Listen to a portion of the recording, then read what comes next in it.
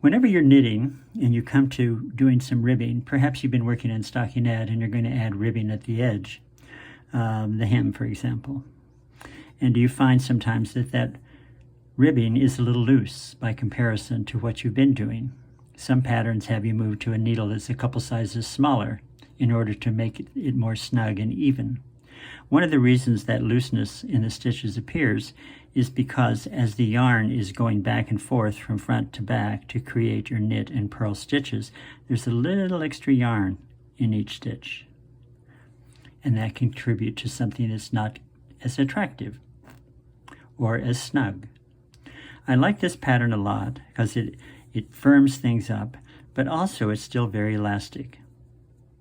What happens here is that the stitch columns incorporate the twisted stitch.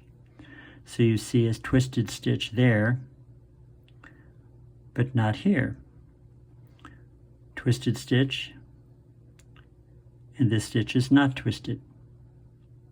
Now when you turn it over, you have the same pattern, because what were purl stitches on the front side are now knit stitches on the back, and they're being treated in the same manner. So here's how it's done.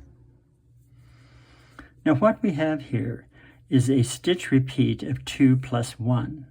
So cast on an odd number of stitches, and a row repeat of only 2 rows. The first row begins by knitting into the back of the first stitch. That means taking your right needle and inserting it right to left into the back of that stitch. Now, knit that stitch, bring the yarn to the front, and purl the second stitch. Take the yarn to the back, and once again, insert your needle into the back of that stitch from right to left, and knit it. Then purl the next stitch. Now you will just repeat that 2-stitch pattern, knitting into the back of one stitch and purling the next. Knit into the back and purl.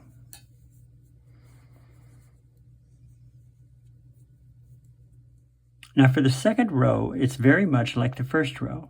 The difference is the stitch sequence is reversed. So you're going to start with a purl. And then, once again, knit through the back, insert your needle right to left. Now purl.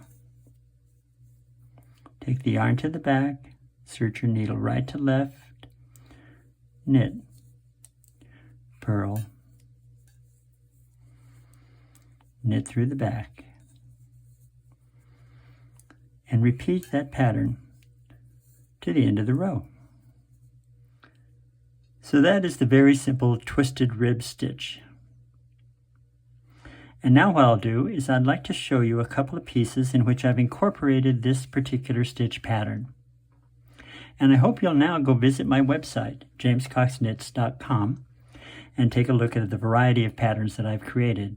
And while you're there, please sign up for my newsletter, James Knit Notes. Every issue includes a knitting tip. Thanks for watching my video.